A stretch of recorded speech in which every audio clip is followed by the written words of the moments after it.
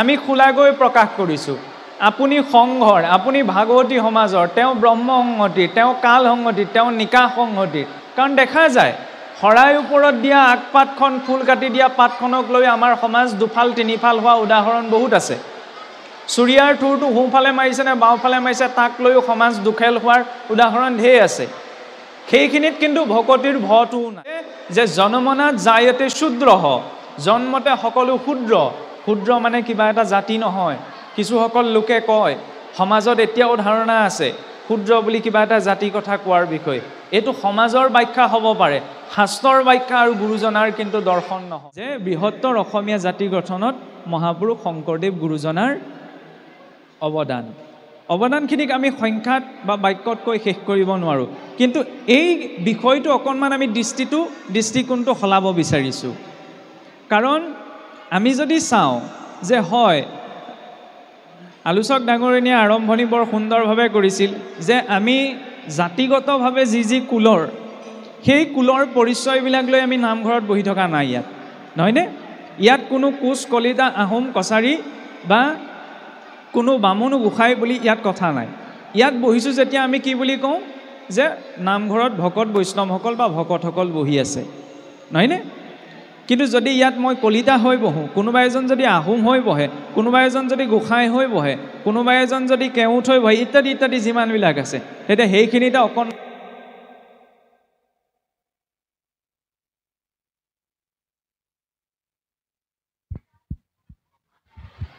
অভিমান অকমান থাকিব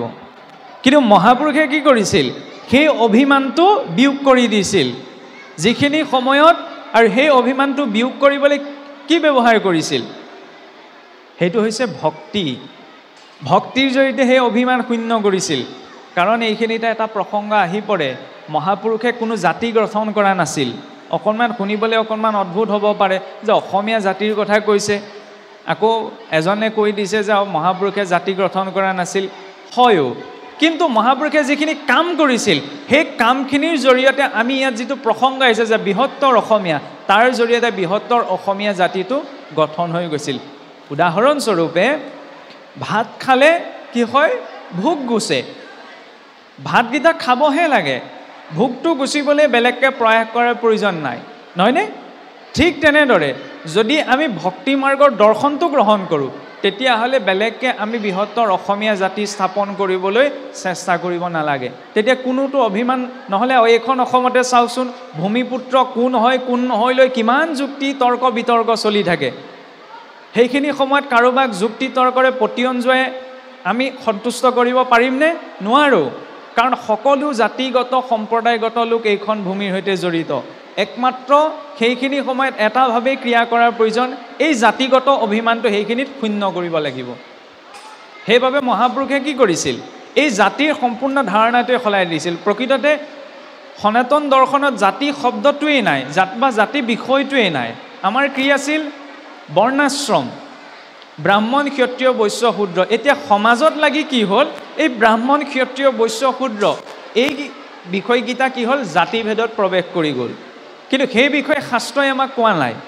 মহাপুৰুষে সেইকাৰণে কি কৈছে ভগৱন্ত কৃষ্ণই 4 বৰ্ণ সৃষ্টি কৰিছে তাত কোনো শংকা নাই আমি কোৱা কথা নহয় গীতাত ভগৱন্তই কৈছে যে চতুৰ্বৰ্ণং 4 বৰ্ণ ময়া সৃষ্টম মই সৃষ্টি কৰিছোঁ কিন্তু কিহৰ ওপৰত নিৰ্ভৰ কৰি গুণ কৰ্ম বিভাগছ গুণ আৰু কৰ্মৰ ওপৰত নিৰ্ভৰ কৰি ৰাৱণৰ জন্ম ব্ৰাহ্মণ কুলত হৈছিল মহিষী মৰিচিৰ পুত্ৰ বিশ্ববাৰ পুত্ৰ আছিল ৰাৱণ কিন্তু সেই ৰাৱণক আমি ব্ৰাহ্মণ বুলি মনত পেলাওঁ জানো নেপেলাওঁ হিৰণ্যাক্ষ আৰু হিৰণ্যকশিপুৰ জন্ম ঋষি কাশ্যপৰ বীৰ্যত তেওঁলোকক আমি ব্ৰাহ্মণ বুলিতো মনত নেপেলাওঁ কাৰণ তেওঁলোকে নিজৰ সংস্কাৰ ত্যাগ কৰিছিল আমি মনুষ্যৰ সংস্কাৰ আছে সেইবাবে কোৱা হৈছে যে জনমনাত জায়তে শূদ্ৰহ জন্মতে সকলো ক্ষুদ্ৰ মানে কিবা এটা জাতি নহয় কিছুসকল লোকে কয় সমাজত এতিয়াও ধাৰণা আছে ক্ষুদ্ৰ বুলি কিবা এটা জাতি কথা কোৱাৰ বিষয়ে এইটো সমাজৰ ব্যাখ্যা হ'ব পাৰে শাস্ত্ৰৰ ব্যাখ্যা আৰু গুৰুজনাৰ কিন্তু দৰ্শন নহয় শাস্ত্ৰই স্পষ্ট ৰূপত কৈছে যে জনমনাত জায়তে শূদ্ৰহ জন্মতে সকলো ক্ষুদ্ৰ মানে সেই অৱস্থা যি অৱস্থাত আমি ভাল বেয়া শুদ্ধ অশুদ্ধ ধৰ্ম অধৰ্ম এইখিনি বিচাৰ কৰিব নোৱাৰোঁ সংস্কাৰাত দ্বিজ উচ্চতে সংস্কাৰী হ'লে তেওঁ দ্বিজ হয় বেদ পাঠাদ ভৱে বিপ্ৰহ বেদাদি শাস্ত্ৰ পঠন অধ্যয়নৰ জৰিয়তে তেওঁ বিপ্ৰ হয় আৰু ব্ৰহ্ম জানাতি ইতি ব্ৰাহ্মণ হয় ব্ৰহ্মক জানিব পাৰিলে তেওঁ ব্ৰাহ্মণ হয় আৰু মহাপুৰুষে এই দৰ্শনটোকে ধৰি সেইখিনি সময়ত কাৰণ মহাপুৰুষ চাবলৈ গ'লে সেইখিনি সময়ত 12 ভূঞা ৰাজ্যৰ ৰজা আছিল শিৰোমণি ভূঞা আহোম স্বৰ্গদেউ শাসনকালত বিভিন্ন ধৰণৰ সংখ্যাগোট কামৰূপ কমতা 12 ভূঞাসকল ইত্যাদি ইত্যাদি সৰু সৰু ৰাজ্যত ভাগ হৈ আছিল আৰু সেইখিনি সময়ত 12 ভূঞা শিৰোমণি ভূঞা কোন আছিল মহাপুৰুষ শংকৰদেৱ মহাপুৰুষৰ আগলৈকে তেওঁৰ পিতৃলৈকে সাম্প্ৰদায়িক সংঘৰ্ষ চলি আছিল আমি যদি গুৰুচৰিতত চাওঁ ইতিহাস লুটিয়াই চাওঁ তেতিয়া দেখা পাওঁ যে মহাপুৰুষ জন্ম হোৱা বা মহাপুৰুষে ধৰ্মবস্তু গ্ৰহণ কৰাৰ বা ধৰ্ম চৰ্চা কৰাৰ আগমুহূৰ্তলৈকে 12 ভূঞাসকলৰ সৈতে সেইখিনি সময়ত থকা অসমৰ বিভিন্ন ধৰণৰ সৰু সুৰা ৰাজ্য আহোমসকলেই হওক কছাৰীসকলেই হওক 12 ভূঞা কামৰূপ কমতাত যিমানখিনি লোক আছিল এই সকলোৰ ভিতৰত কিছুমান ধৰি লওক ৰাজ্যৰ সীমাক লৈ বা বিভিন্ন সমাজ সংস্কৃতিৰ দিশক লৈ সংঘৰ্ষ সৃষ্টি হৈ আছিল আৰু সেইবাবেইতো মহাপুৰুষ শংকৰদেৱে এইখন ৰাজ্য এৰি কোচ ৰজা নৰনাৰায়ণৰ ৰাজ্যলৈ গুচি যাব লগা হৈছিল কিন্তু তাৰ মাজতো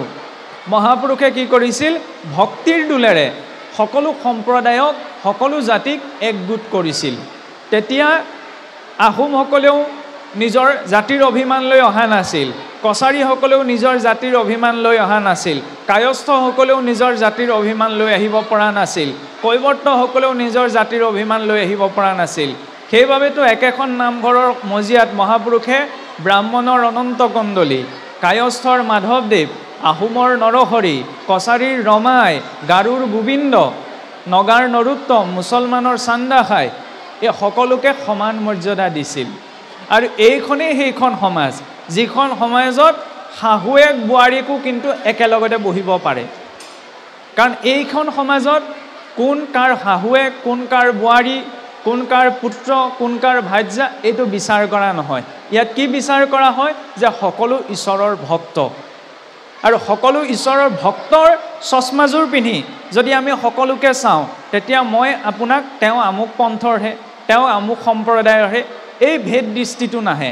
মহাপুৰুষে মূলতঃ কি কৰিছিল এই ভেদ দৃষ্টিটো আঁতৰাই দিছিল আৰু যেতিয়া এই ভেদ দৃষ্টিটো নাথাকিব তেতিয়া ইয়াত কোনো জাতিগত সম্প্ৰদায়গত ভেদাভেদ নাথাকে পদুম ফুল পাহু চাবচোন যেতিয়া পাহিবিলাক একেলগে থাকে দেখিবলৈ তেতিয়াহে ধুনীয়া হয় কিন্তু পাহবিলাক যদি এপাত এপাতকৈ আমি এৰুৱাই দিওঁ তেতিয়াহ'লে তাৰ সৌন্দৰ্যতা নাথাকে ঠিক তেনেদৰে সমাজ বুলিলে সংস্কৃতি বুলিলে ধৰ্ম বুলি ক'লে সকলো এক হোৱাটোক বুজায় সেই এক হৈ যেতিয়া থাকিব তেতিয়া সমাজখনৰ সৌন্দৰ্যতা বৰ্তি থাকিব আমি খোলাকৈ প্ৰকাশ কৰিছোঁ আপুনি সংঘৰ আপুনি ভাগৱতী সমাজৰ তেওঁ ব্ৰহ্ম সংহতিৰ তেওঁ কাল সংহতিৰ তেওঁ নিকাহ সংহতিৰ কাৰণ দেখা যায় শৰাই ওপৰত দিয়া আগপাতখন ফুল কাটি দিয়া পাতখনক লৈ আমাৰ সমাজ দুফাল তিনিফাল হোৱা উদাহৰণ বহুত আছে চুৰিয়াৰ থুৰটো সোঁফালে মাৰিছে নে বাওঁফালে মাৰিছে তাক লৈও সমাজ দুখেল হোৱাৰ উদাহৰণ ঢেৰ আছে সেইখিনিত কিন্তু ভকতিৰ ভয়টোও নাই কোনোবাই এইখিনি কথা ঢেৰ সমালোচনা কৰিব পাৰে সেইটো কোনো ডাঙৰ কথা নহয় কিন্তু আমি এইটো জোৰ দি ক'ব বিচাৰোঁ যে মহাপুৰুষে সকলোৰে দৰ্শন আছে কোনোবাই শৰাইৰ ওপৰত আগপাত দিয়াৰ নিৰ্ণয় পাইছে কোনোবাই 9টা ফুল কাটি দিয়াৰ কোনোবাই চুৰিয়াৰ থুৰটো সোঁফালে মৰাৰ দৰ্শন পাইছে কোনোবাই বাওঁফালে মৰা ইত্যাদি ইত্যাদি যিখিনি আমাৰ বৈষ্ণৱ পৰম্পৰাৰ নীতি নিয়ম আছে নিজৰ নিজৰ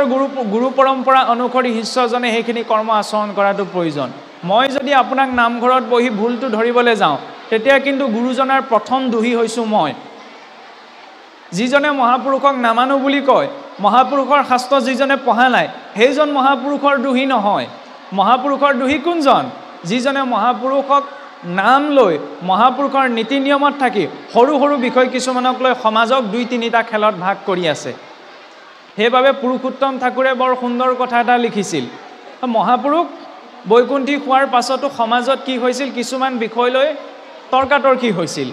কিছুসকলে কয় যে মহাপুৰুষে শ্ৰাদ্ধ হৰিবাসৰ একাদশী বেদ ব্ৰাহ্মণ ইত্যাদি মানিছিল কিছুসকলে ক'বলৈ ধৰিলে মহাপুৰুষে এইবিলাক নামানে তেতিয়া পুৰুষোত্তম ঠাকুৰে মহাপুৰুষজনাৰ নিজ নাতি পুৰুষোত্তম ঠাকুৰে 9 ঘোষা কৰি লিখিছিল যে গীতা ভাগৱত মূৰ্তি তুলসী ব্ৰাহ্মণ শ্ৰাদ্ধ হৰিবাসৰ নামানে যিটোজন মহাপুৰুষৰ দ্ৰোহী জানিবা সিজন কেতিয়াও মহাপুৰুষৰ আশ্ৰয়ীজনে শ্ৰাদ্ধ হৰিবাস মানে হৈছে একাদশী গীতা ভাগৱত তুলসী ব্ৰাহ্মণক নিন্দা কৰিব নোৱাৰে বৰং ভক্তজনেতো কাকো নিন্দা নকৰে কিন্তু এইবিলাক বিষয় লৈ যে তেওঁ আমুক পন্থৰহে তেওঁ আমুক পন্থৰ এই চিন্তাটো লৈ যদি আমি সমাজলৈ আহোঁ তেতিয়া কিন্তু মহাপুৰুষৰ আদৰ্শত আমি যিটো বৃহত্তৰ জাতি গঠনৰ কথা কৈছোঁ তাৰ মূলত প্ৰতিবন্ধক ৰূপত আমি নিজেই থাকি যাম মহাপুৰুষে লিখিছিল কি বুলি হে ৰাম জাতি কুলাচাৰ ধৰ্ম জ্ঞান আদি কৰি ইশব গুণত তুষ্ট নহি কন্ত হৰি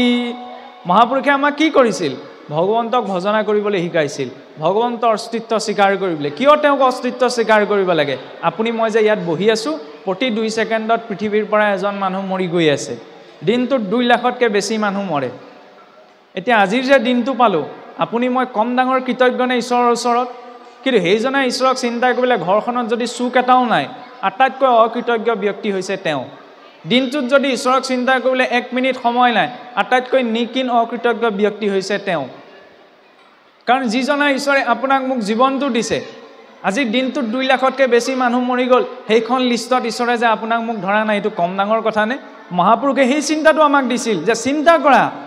যে সকলো কিমান ভাগ্যৱান জীৱনৰ প্ৰতিটো ক্ষণ পোৱাৰ বাবে